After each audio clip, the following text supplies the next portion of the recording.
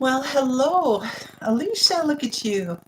Julie, you made it. And you know what? I was just remembering that you wanted me to send you a text. But now I don't have to because you're here. Hey, Matt and Sarah. Dave, hello. Sorry, I got something in my eye other than my finger. Some on my glasses. Oh, good to see everybody. How was your Thanksgiving? Whew. Just dropping by. Okay. Well, thanks for stopping in. I appreciate it, Dave, so much. I really do. And I hope you had a good weekend, a good Thanksgiving. I know it was quiet with just you and Charles, so I hope it was good. You know, it's all about being thankful for what we have, right? And not about how much food we can cook and all that kind of stuff. So, um, Patty or Mac or both, hello. It's probably Patty, I think. So, hello. Well, you put up the tree. Oh, Michigan daffodil. That's so fun. That is awesome. I'm hoping to get my tree this weekend. Maybe. We'll see. Oh, hello, everybody. Good to see you all. Yeah, tell me about your weekend, your Thanksgiving, what you did. Yeah, Patty Mac. There, you just cover it that way, right, Julie? Yep. Putting up your tree tomorrow or Wednesday. Awesome. Very, very nice. That's so great. You know, 'tis the season. Thanksgiving is over now, so we can all do that. That's so great. Sorry, my hands are really dry. Put some lotion on. You know, it's Minnesota in the winter. Air is dry. Eli, hello. Welcome. It's been a while. It's been a while. Low key for you. Yeah, we didn't have nearly, I think I mentioned last week, we didn't have nearly as many people as we normally do. And turkey leftovers, very nice. Well, you know, it was at my brother's and they do the turkey and all that kind of stuff. And, you know, it's all potluck. And,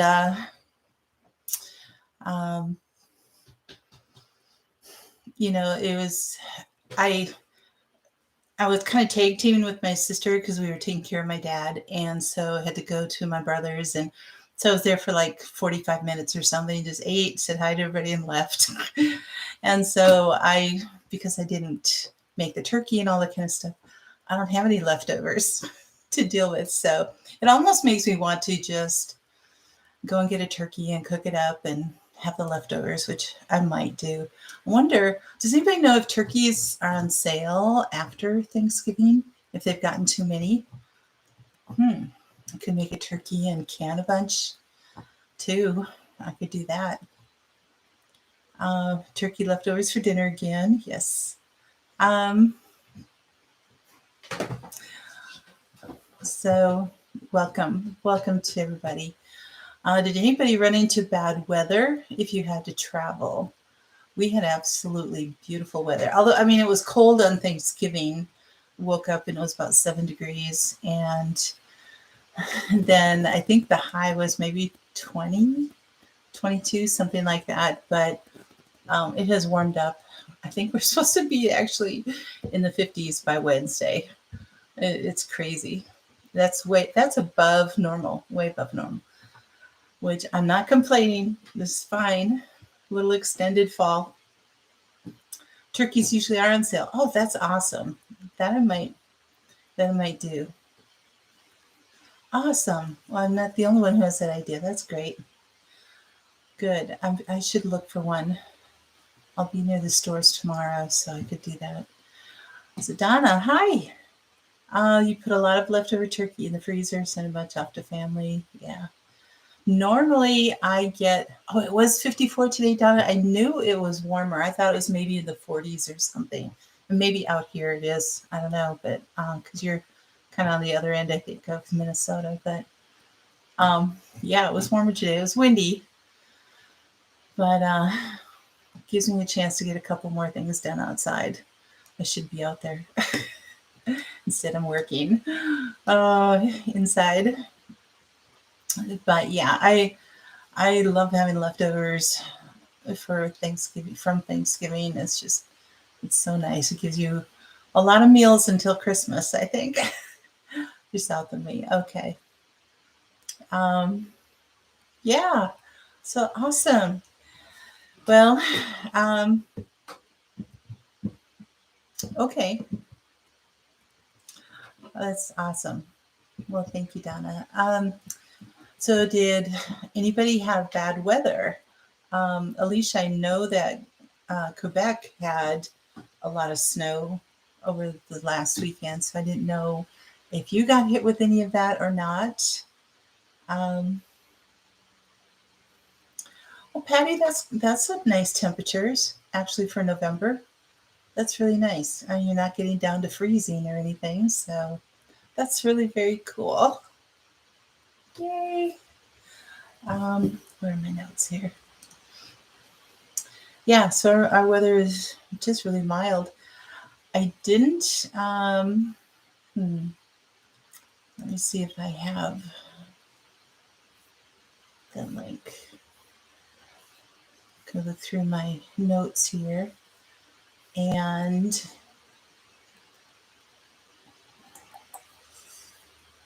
my gardener yet today for Cyber Monday has all of their seeds on sale for 20% off, just for today. So if that's kind of my garden tip right now, is to review your seeds, and if you need any, I mean, it's end of November, so you can easily start getting some things.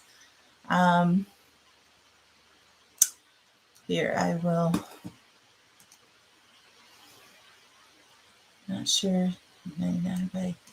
Here, I'll just give you the.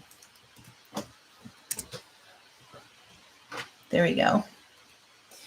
So yeah, so if when you're done here, if you want to go check out his website and see if there are any seeds, his seeds are already really cheaper than anybody else. They're $2 a packet, and if he's gotten 20% off, that makes them $1.60 a packet. And you know, he's got really good seeds, so it's always something you could get to like make stocking stuffers, a little side gift for yourself. Hey Anna, hello. You don't have any snow, but lots of rain. You're flooding out there? Oh my goodness. A little slippery in Michigan. Okay. Hey Virginia, hello. It rained most of the day on Thanksgiving, which kept the Oh, Patty, I can imagine it was very loud. Oh, goodness sakes. Yeah, so our whole crew, even though we were at my brother's, everybody came over to my dad's for dessert. So his little home was pretty full of very tall teenagers. Oh my goodness. I mean, I have two nephews who are at least 6'3", maybe 6'4" to 5 or something. I don't know. They're at least 6'3" as teenagers. What are they? 15 and 17, I think. And then the teenage girl is also about 5'10", something like that. So you're just like, both their parents are tall, but it was, so it was kind of funny. Nova Scotia and other parts are hit with terrible flooding. Oh my goodness. Canada has been getting hit with a lot of flooding, and that's just unusual for you guys. Streets and bridges washed out, kids stuck. Oh my gosh. Wow. Yeah, you're not used to that at all. Oh, Alicia, I'm so sorry about that. Patty, hello. Tinker's wife. Yoo-hoo! There you are.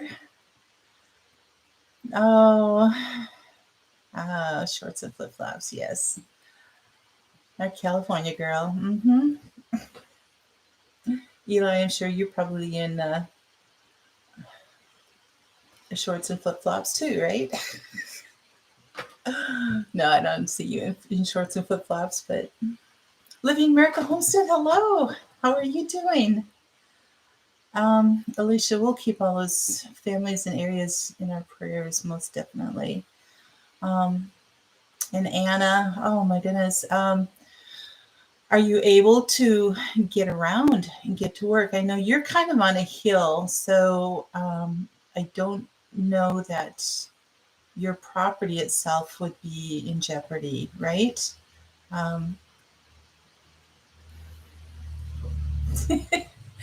Matt, I think you'd wear shorts except for maybe end of January, beginning of February, outside.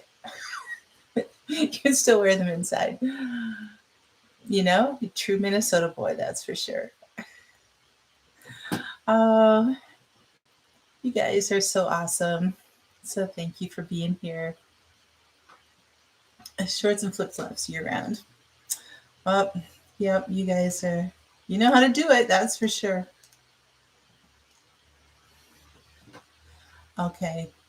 Yep, I hear you, Anna. Um, yeah, Patty, on the phone, that's really hard to do. I totally get it. When you're used to being on your computer and then you go to your phone. Yes, BC was hit too.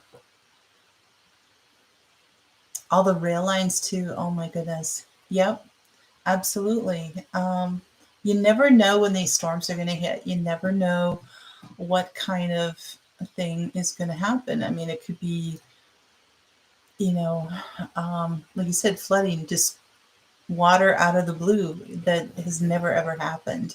Can be earthquakes, could be tornadoes, could be anything weather related that just puts the, it could be an ice storm coming up. We're coming into that time of year.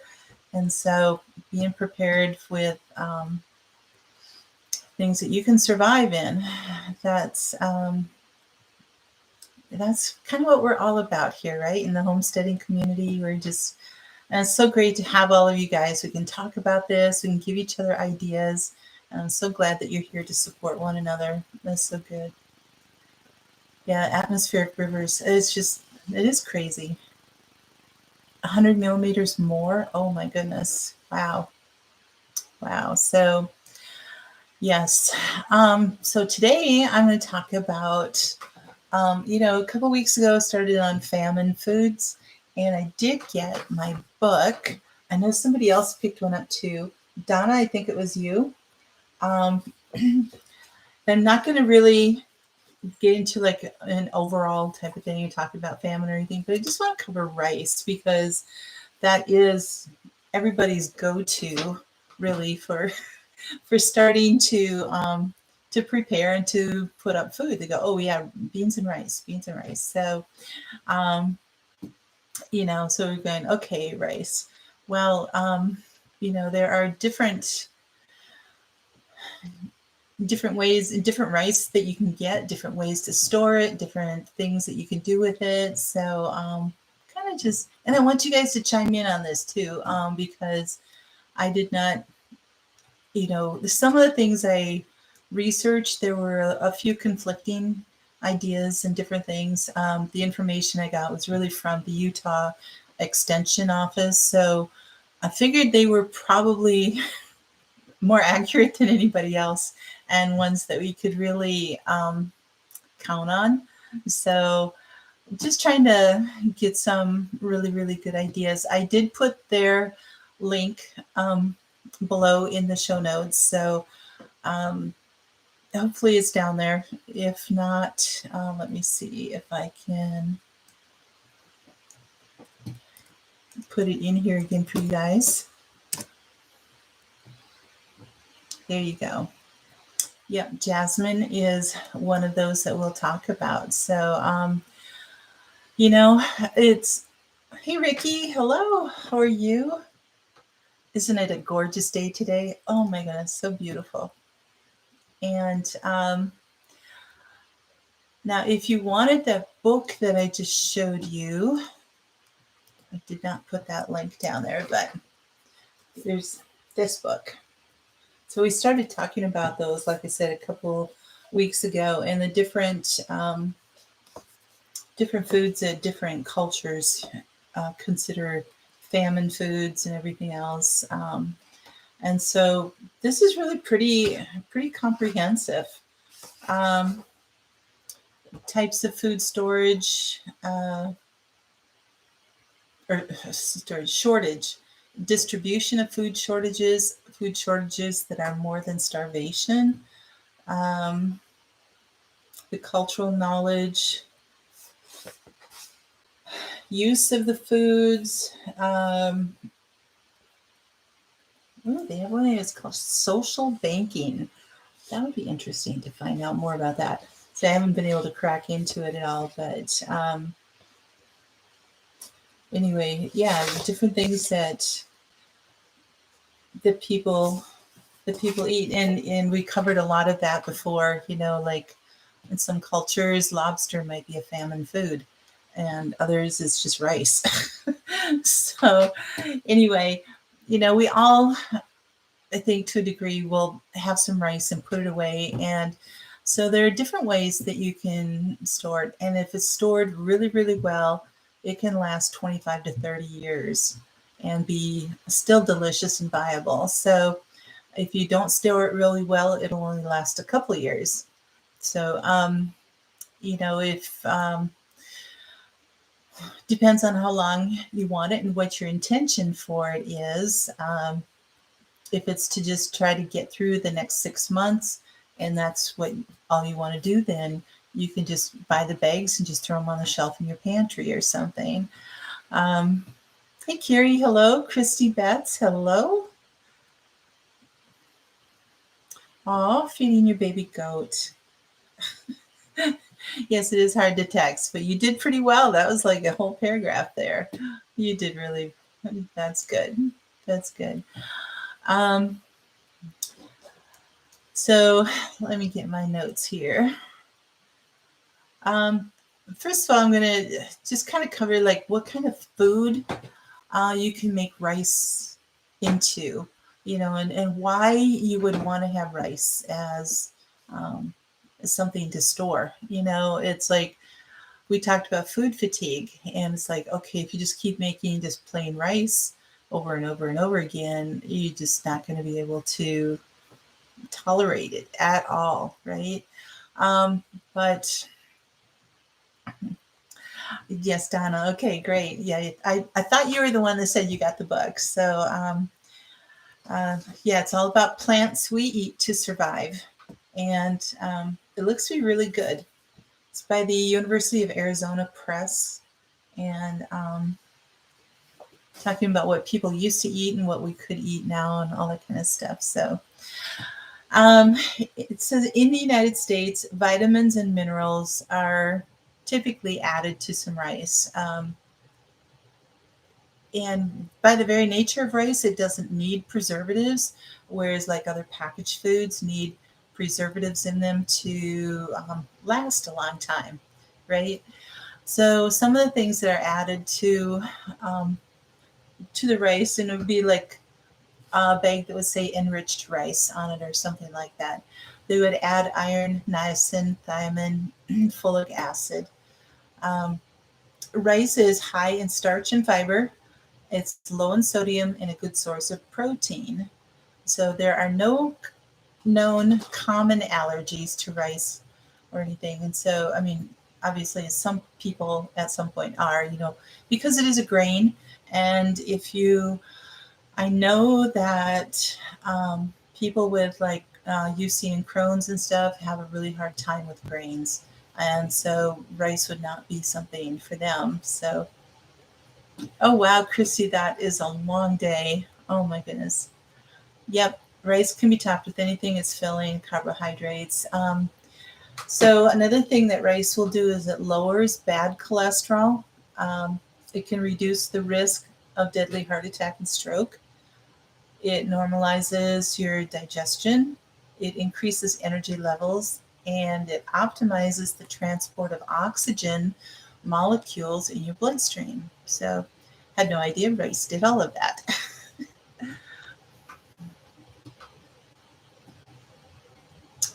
Yep, Eli, that's a great idea. Yep, using the mylar bags, and that's one of the things that I will talk about. But yes, absolutely putting in oxygen absorbers. Now, mylar bags are, um, pretty airtight and everything. So you got it 4. Oh, Matt. Wow, that makes an early day. Um, Somebody else had me up very late last night, and I'm not going to say who, but but it was voluntarily on my part too. So I did sleep in this morning. But so some of the things you can do with rice is put them in soups, so you can add them to whatever broth you have. Um, if you have like dehydrated peppers and carrots and stuff like that, throw those in there along with the rice, and that will make a nice hearty soup. Um, and whether you do a chicken soup or beef soup or um, even any type of cream soup. If you're doing like a potato soup, you could add rice to the potato soup, all that kind of stuff. So there's all kinds of things that you can do with the soup itself, and then of course making sides, whether it's just plain rice or doing a pilaf with some lemon and um, celery and those kind of things, or making a Spanish rice, or making a fried rice, with egg and stuff like that, making fried rice. A little bit of meat, you can use chicken or pork or something like that, and then have, um, just doing whatever kind of fried rice that you like. So that really, really helps. Um, you can make a rice pudding as like a dessert type of thing, or even for breakfast or something. So it's quite versatile in that way. And yep, just a filler. Exactly. So adding it in there, and that it helps to make the other things that you have that you don't have much of, you don't have much meat, or you have, limited amount of broth or whatever it is, it can make that go a long way and still satisfy you, still give you the nutrients, all that kind of stuff. So, um,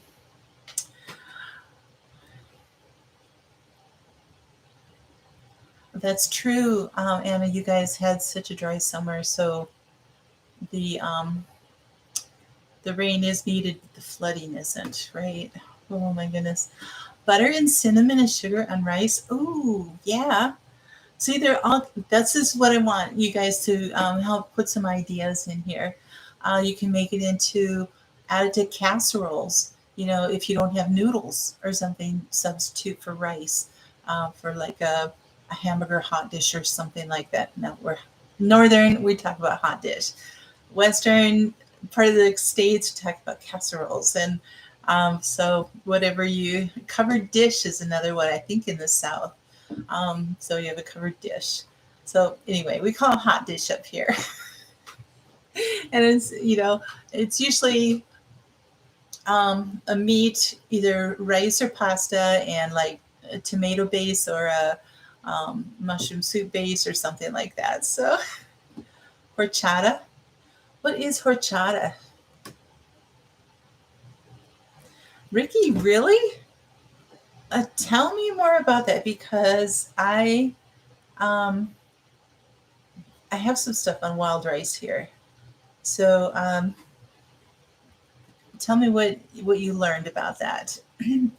So Patty, you prefer rice over pasta. You love yours with lots of butter and garlic. Ooh. And see, those are the things that, okay, you stored rice away for those emergencies and everything.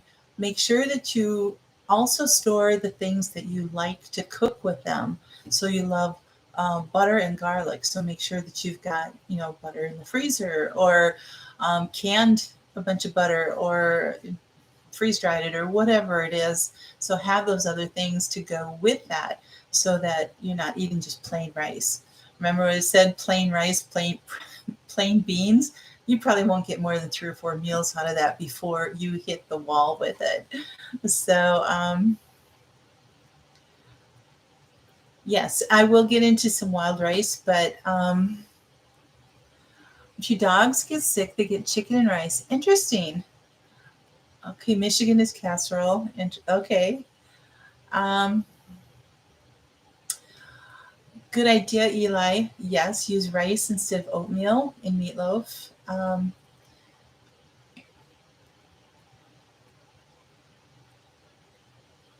So,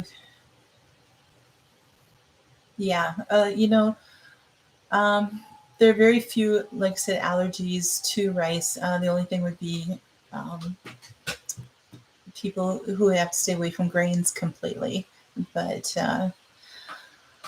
but so wild rice is actually a grain from grass. It is not anything to do with normal rice.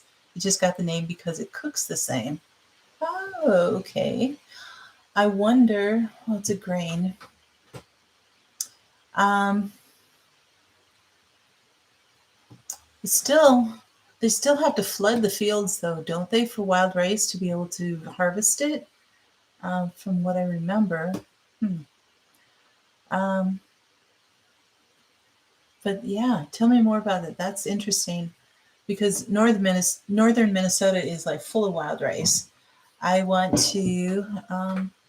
Do you love to use spices and store them? Absolutely. Keep them all very tasty.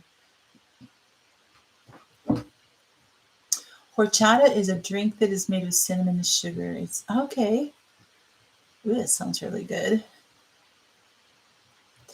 So, but I'll get around to that. The other thing that is really, really good that nobody really thinks about for rice is that if you cook it up and let it dry, I mean, like dry. So you don't want to take like the, there's jasmine rice here, but you don't want to take just this and grind it up, but cook it, let it dry out. You can use a dehydrator or just leave it out on a cookie sheet to dry, and then um, grind it up and have flour and make rice flour. And then you can use that to, make some breads and your baked goods. You can even make noodles out of it and stuff like that. So makes it extremely versatile in that way. So having a lot of rice can make a difference there. Um, Rum chata, horchata, rum chata. You guys are coming up with all kinds of things I've never heard of before. This is great. Yeah, the jasmine rice. So, but yes, think about, not just having enough stored away for, okay, we can have so many meals out of this or anything, but have enough where you can use it for flour. Now, like jasmine and basmati is my favorite rice. Just the flavor, it is just like, oh my gosh, so good. But it's a little bit more of a delicate rice, so I use jasmine rice for making um, fried rice and stuff like that. It just holds up a lot better. Um, and um, they said this has a really good fragrance. The last bag I had really didn't have much fragrance for me, at least. So anyway, if I were to get rice to make flour with, I probably wouldn't use, some of these more, I don't want to say specialty rices, but I would just get a plain long grain rice and just kind of a cheap bag and stuff, and get that and make flour from it. So, but yeah, basmati. I love basmati, Michigan daffodil. Um, Rice bannock on the trail is normal. Yeah. So, um, Eli, what is, I've heard it before and I'm just drawing a blank right now, but is it something like hardtack or pemmican or something, a bannock, to make something out of that?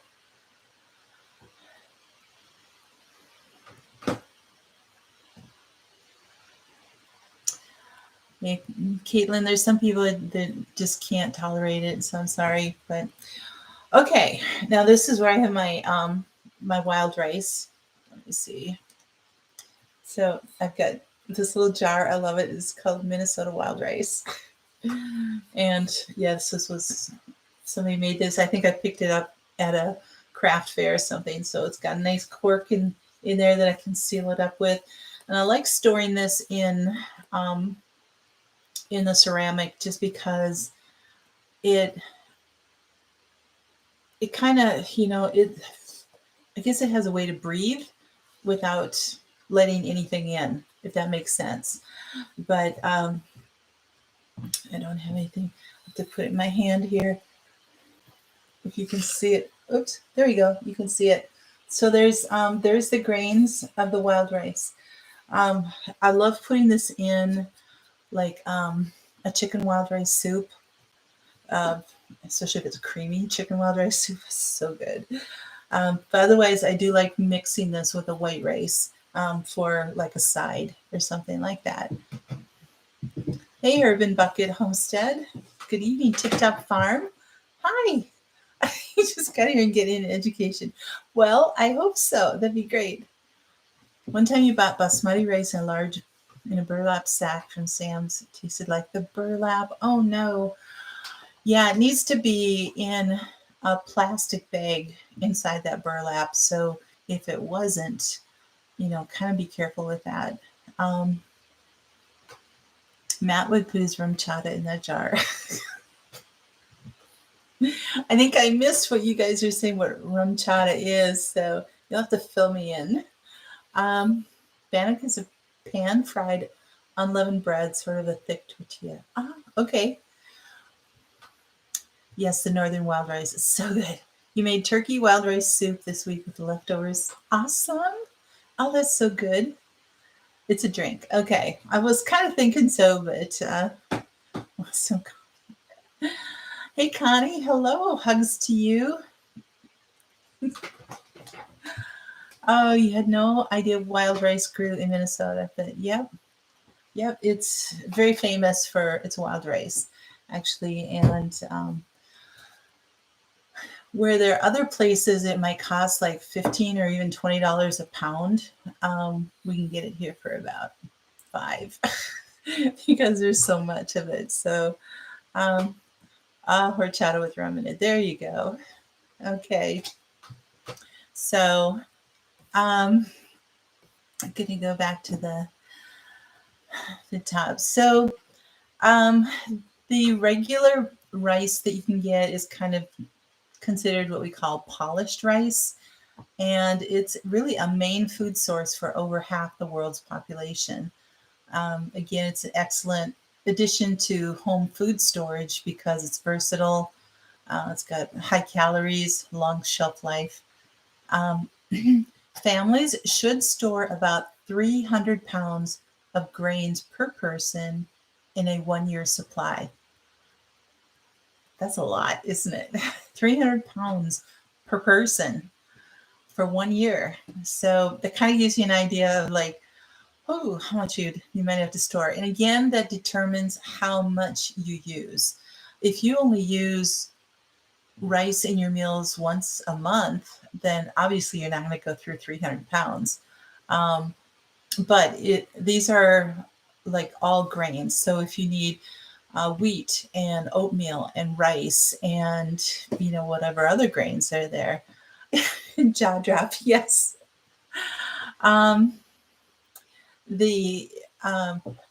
So, but they're saying that, depending on personal preference, okay, of course, about 25 to 60 pounds of rice should be stored per person. So I think the rest of it, they're thinking probably wheat because of bread and all that other kind of stuff. So yeah, just hunt and grow potatoes, right?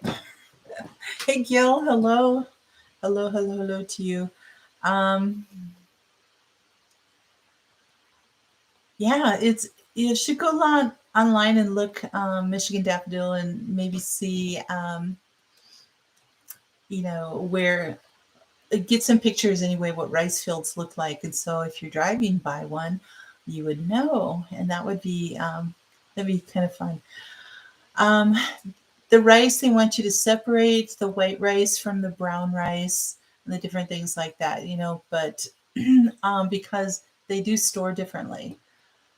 It says rice is the best food to store because it is incredibly cheap and extremely satisfying. It's also easy to cook. Again, it can be eaten alone or paired with various side dishes.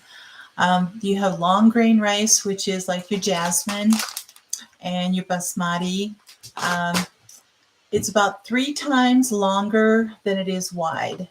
So if you kind of look at the grains like that, you'll be able to determine if it's a long grain or not. So 3 times longer than it is wide. After cooking, it is firm and fluffy. Firm and fluffy. It's not sticky. It's the F and F. Firm and fluffy. Oh, yes. Okay. And then the medium grain. Okay, Living Miracle. Sounds good. Chicken wild rice soup is the best. Yeah, so good. Corn, beans, and potatoes, and Michigan sugar beets.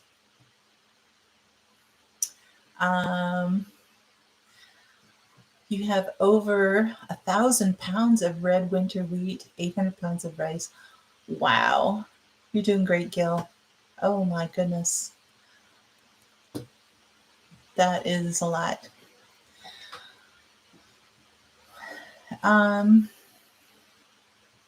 Yeah, I hear you, Kiri. Yeah, they've got to flood the areas to harvest the rice. Now, most of the white rice comes from Asia. So, but I mean that we get, that the world really gets. There's a whole lot there. We do grow a good bit here.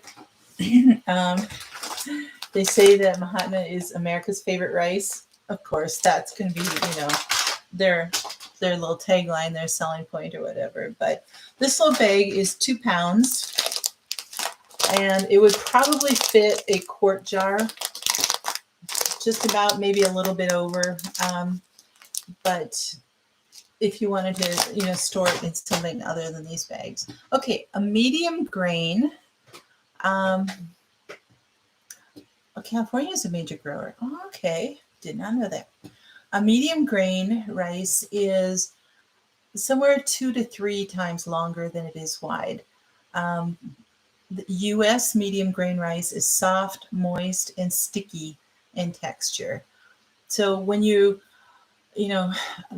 see the whole shelves of rice, not all rices are equal. So if you don't like, sticky, moist rice, be careful not to buy that. Don't buy a medium grain. Buy the long grain.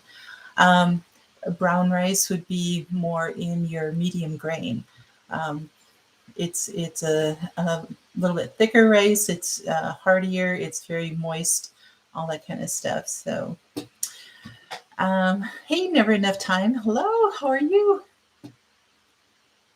Oh, that's so great, Patty. I'm so glad you do that. Buying rice locally. Yep. And that's where I got my wild rice too. I like to, not get it on the Walmart shelf. I'll just get it if I'm going to northern Minnesota, for instance, and there's a stand there or a little shop or something. I'll get the rice there. Donna, we'll get into the storage in a second here. They don't flood it to harvest, but to plant it. Oh, okay. And then short grain is less than 2 times longer than it is wide. It's very sticky, sometimes called sushi rice, which I could see if it needs to bind together for making your little sushi rolls and different things like that. I am not a sushi person, so I have never eaten the sushi rice. Then again, we talk about some specialty varieties. Arborio, Basmati, Della or Delmont, Japanese Premium, Jasmine, Toro, and Waxy. Those are some of your specialty rices.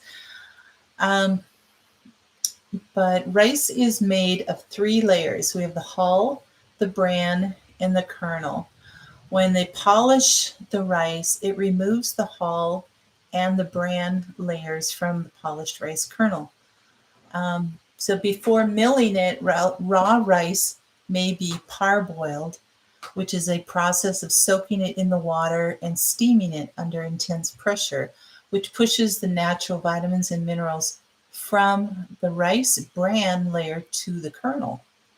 So we end up getting the kernel. And yep, okay.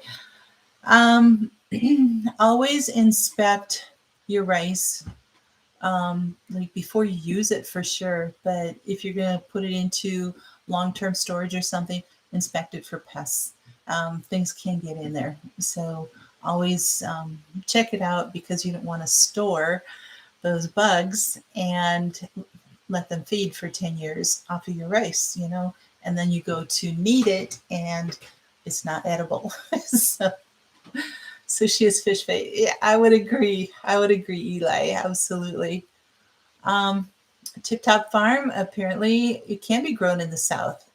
Yes, I would. I mean, it should be, because, with Asia being high, like Thailand and all of those being really high rice producers,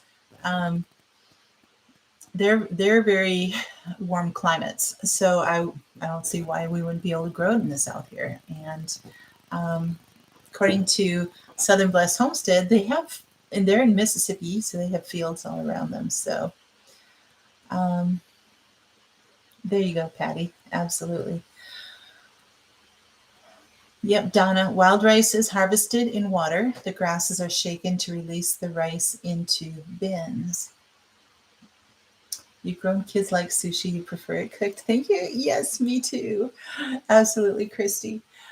Okay, when you package it, you want to, I have like lots of different information here on storage, but so it might be bouncing around a little bit. But before we store it, I want to say that you can always cook it and freeze dry it too. If you're a person who has a freeze dryer or knows somebody who has freeze dryer, or you even want to purchase some freeze dried rice, that is a really, really good alternative, because it's already cooked and you just have to add water to it.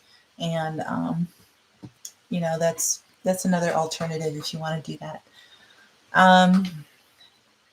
Your mom once bought a truckload of rice hulls for her lawns, then a guy rode it, tilled it in. Interesting. Julie, I'm not surprised.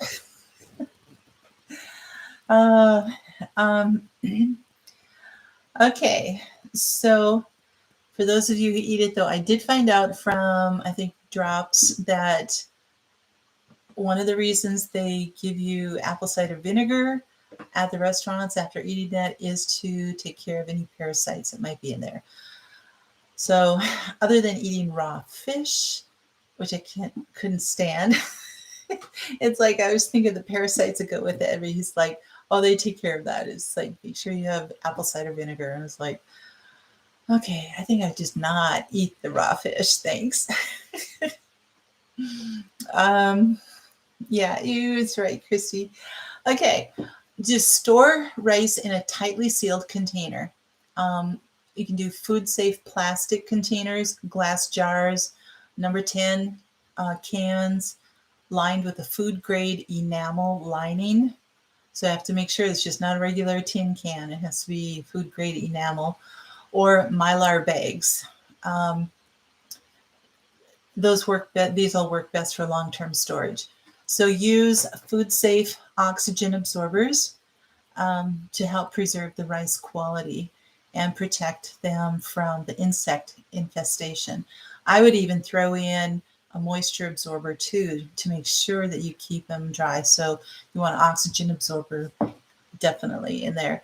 Number 10 cans will hold approximately 5.7 pounds of rice, or 2.6 kilograms. So that kind of gives you an idea. So about 5.5 pounds of rice in a number 10 can. Like I said, in a quart jar, maybe this 2 pounds. once I open this, I might try that out and just see, but it looks like it would be about a quart jar. It would be pretty full, almost up to the top. But what I would do is when I, open this fairly soon after purchasing it, because you don't want to like leave it on the shelf for 2 years and then try to can it or something, because there's always the possibility of getting some bugs in there. It's not even so much bugs. It's sometimes the rice even is packaged with some, sorry about this, but eggs that are attached to the rice. They're from insect eggs on there, and that's another reason why if you're doing it with an oxygen absorber or vacuum sealing your jars, you're taking out that oxygen and it will kill them. So you don't have to worry about that. You're right. Rice hulls do make nice animal bedding. Anna, your husband is a huge rice person. You can tell just by look and smell what it is. Wow, he's a connoisseur of rice. That is awesome. Ricky, you have a rice cooker you picked up from an Oriental store. Makes perfect rice every time. Yep. Yes. Anybody who has like an Instant Pot, that makes really good rice too. Or if you have other rice cookers, I just don't really have a hard time making good rice on the stove. I do pretty well with it. So, hey, Bonnie, hello. No worries. Your wife uses clean Smucker jam jars for the rice packets from the Hamburger Helper boxes. Oh, okay. You had a college roommate from Japan who had a rice cooker. Nice. Yes, Donna, you can put an oxygen absorber right in the jar with the rice. And I would use, like if you're doing a quart jar, I would use a 300, the size 300, and I don't remember if it's grams or what it is, but you have different sizes. You have 50 and 100 and 300, and I think 500, but a 300 size packet is probably about 1 by 2.5 inches, something like that. And that's a pretty good strong one. So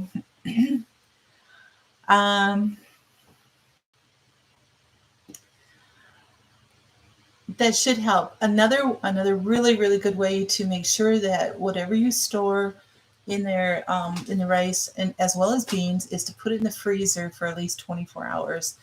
And that will kill anything in there. When you take it out, open it up to let it come back to room temperature, because when it's in the freezer and then you come to your room temperature, if it's inside the plastic, there's going to be moisture that's going to kind of that condensation and everything from the change in temperature. So let it come back to room temperature, and then put in there. The other thing you could do is, because you also have to sterilize those jars before you put everything away. And the best way to do that is to put them in the oven and let them heat up to, I think it's like a 200-degree oven or something like that. Let them heat up. That sterilizes them. And then her 250, I think 180 degrees sterilizes things, right? So anyway, probably a 200-degree oven. What you could do is, that's sterilized. You could have a low oven and put your frozen rice in there to try to kind of dry out a little bit too. You don't want to cook it. It's just to dry it out, and then store it in the jar with the oxygen absorber. And then I would also vacuum seal it too. So Mylar bags, you can vacuum seal those. Oh, that was so sweet, Caitlin. Thank you. You have rice on the stove. You put yours in Mylar bags and jars. Yep. So, I mean, that is one thing that you can do there. So the best temperature to store any grain, including rice, is 40 degrees or below. However, rice stored at a constant 70 degrees with oxygen absorbers will store well for up to 10 years.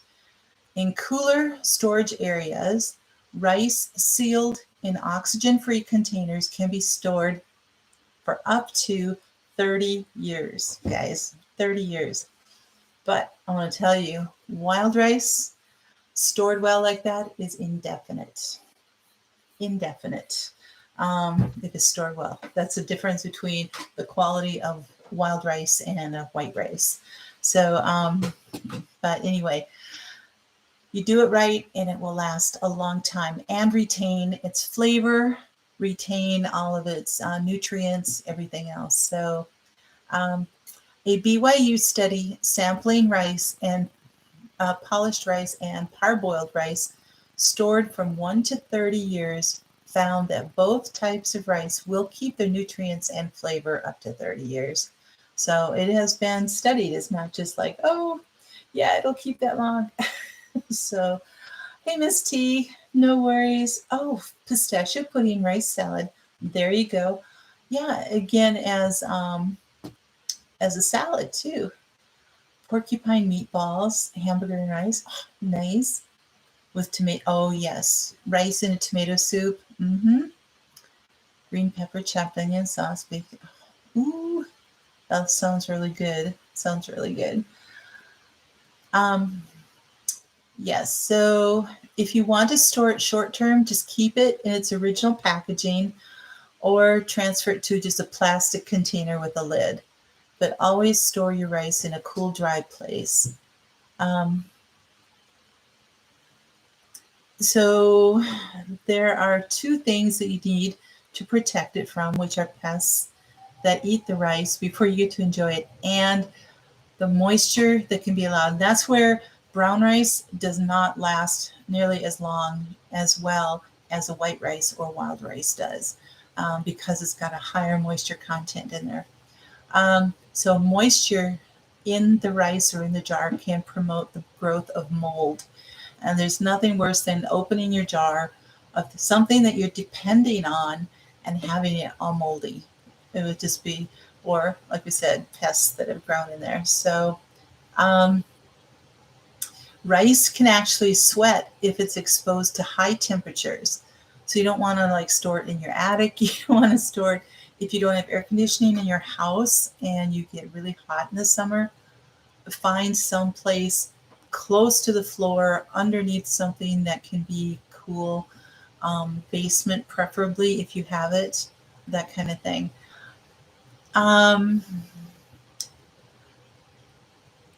So, and it can even if it's in an airtight container, it can still sweat in those high temperatures. One of the things that really helps with Mylar bags, because if you have just these plastic bags and you're throwing them all in, let's say a 5-gallon bucket, just all these little bags thrown in there,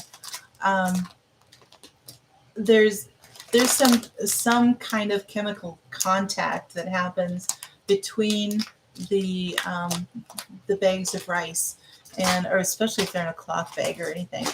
But they will react and then start to kind of mold and sweat and stuff like that next to each other. So that's where if you can put it in Mylar bags and then throw it in a 55-gallon bucket or whatever you have, that would be great. So yeah, brown rice will go rancid. Absolutely. Pistachio pudding. Yep.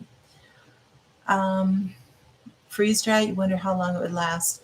If you cooked it, Ricky, and freeze dried it, it would last 25 years, 25, 30 years probably, just like any other freeze dried item. You would have to cook it first, cook it and then freeze dry it so that it's all ready to go. Because I don't think it would work to just freeze dry the raw grains. I don't think so. There was moisture in your rice. It wrecked the whole gallon jar. Oh my goodness. Yeah. So yes, you have to make, and that's one of the reasons that you heat it up in the oven, the jars, because you don't want to put them like through a dishwasher or something to sterilize it, because there's then moisture in there. The oven will dry up your jars, as well as sterilize them and warm them up. So you can kind of do that. Yeah. So the yes, flavored instant rice is not, when you, let's say like, rice-a-roni, that type of thing. It has ingredients that may wreak havoc on your health, like sodium and stuff like that. But they're just added to make everything taste better. But it's hard on your heart and your kidneys. So you want to be a little more careful of that. Uncooked wild rice shelf life is forever when kept free of dust and any other contaminants. Wild rice can be stored in your pantry, fridge, or freezer. So if you have the freezer space, you can store all your rice and beans in your freezer if you want to. That would be totally good. Let me see. I've got 7 pages of notes here. I'm trying to get through here. Keeping it in the right container. Yes. Here it is. When storing rice, it's not enough that it is kept from coming into contact with water and moisture in the air. It's also a must that you keep rice from sweating and being drenched in moisture that it has created. There you go. You don't have to shell out a lot of money on expensive containers and everything. Just make sure it has an airtight seal. And that's where being able to vacuum seal your jars or vacuum seal your Mylar bags, that really is good. So Mylar bags also can help fend off mold formation. So those are really good to do. But yes, oxygen absorbers. Those will absorb up to 99% of oxygen in a container. So that really, really helps. For as long as you don't open the package, rice can have an incredibly long shelf life.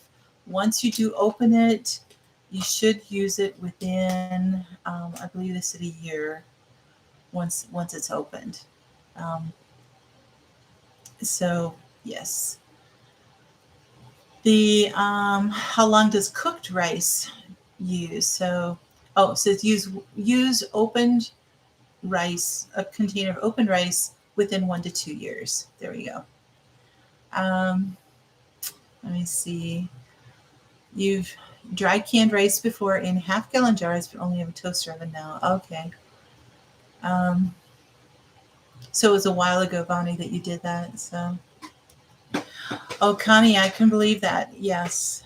Wild rice is super high in nutrients and everything else. So thank you, Bonnie. Appreciate it. Alicia would be just a different variety of rice that grows. Jasmine rice is one variety, wild rice is one variety, basmati is another variety, and they have just different grains. It's it's just like all the different grasses, whether you have wheat or oats or different things like that. So it's just its variety that gives the flavor and kind of the hardiness, as well as the, all that kind of stuff. So now cooked rice, if you've now taken your rice and you cook it and everything, how long does that last? Well, it can last from 4 to 7 days if stored in the refrigerator. Cooked rice on the counter should be consumed within a few hours of cooking. Otherwise, there are toxins actually produced by the bacillus bacteria naturally found in cooked and raw rice. And it could cause vomiting and even food poisoning. So sounds kind of like a mayonnaise type of thing. So we think rice, just can sit out and be fine because it's a grain. Well, if it's, cooked and everything, just make sure you refrigerate it. If you're not going to use it within that week, put it in the freezer right away. Put it in a container that would be like a serving size or what you would use or something like that, and then stick it in the freezer. So, all right, guys. That's kind of my prep tip too. So, here I have a link down below of where I got all this information from. So you can, if you want to go back and look at all that. And My Gardener has 20% off their seeds today for Cyber Monday. So if you need any seeds, go for it. I don't see Dave from Oak Knob Farm on here tonight. I've been wondering how Cody's doing. I don't know if anybody has heard. Tip Top had a question. Is there a specific brand that the Minnesota grown wild rice is sold under that we can purchase? Not that I'm aware of, but there's so many different ones.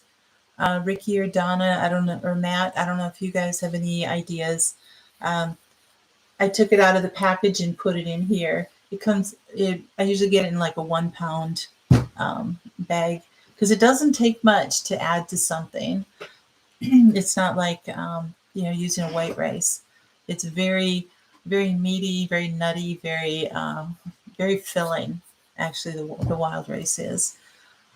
Thank you, Alicia. I really appreciate that.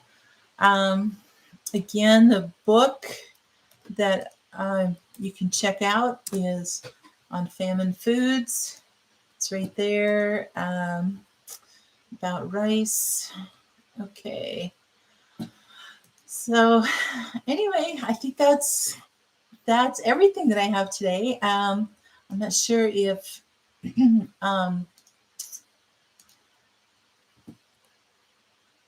Anna at Fermented Homestead is going on tonight or not.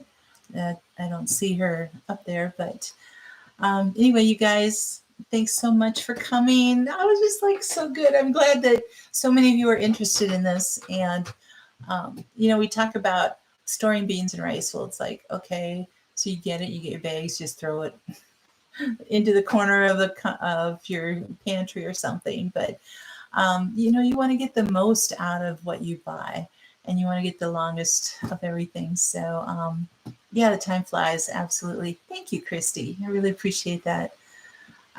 Thanks, Matt. Appreciate that. Yes, Google Minnesota wild rice. There are links. Amazon has a store. Excellent. Excellent. You guys, so much. This was so fun. I really appreciate it. And again, I hope you had a great Thanksgiving. Just take care. God bless. Always have hope. And we will see you next week. All right. Good night, everyone. Thanks, Eli. You too. Thanks, Virginia. Bye-bye.